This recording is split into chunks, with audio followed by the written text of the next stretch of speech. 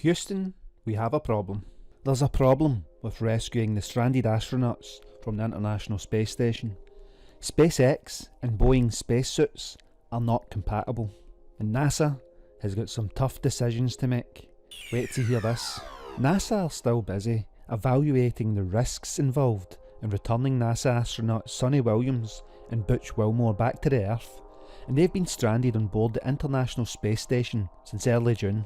Their ride up aboard Boeing's Starliner has been plagued with technical issues, and that has forced the space agency to come up with several contingency plans. NASA and Boeing maintain that Starliner is ready to take the 2 crew members down to the surface of the Earth in case of emergency, and that's despite the possibility of several thrusters malfunctioning.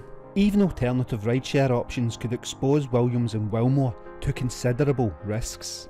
Here's the issue. Starliner's spacesuits are not compatible with those used on board SpaceX's Crew Dragon spacecraft. And that means if the pair were returned on board the SpaceX capsule currently docked at the station, which is one rescue plan under consideration by NASA, then they'd be flying without wearing a spacesuit, as NASA confirmed during a teleconference call last week. And that is an unfortunate reality for the space agency, who are due to make a decision on the stranded crew members on Saturday, August the 24th. While launch and entry spacesuits are worn as a precaution inside spacecraft in case of cabin pressure loss, they could still prove life-saving if an emergency were to occur. The spacesuits can also help with temperature regulation, and in some cases collect data and pass it on to the spacecraft's software.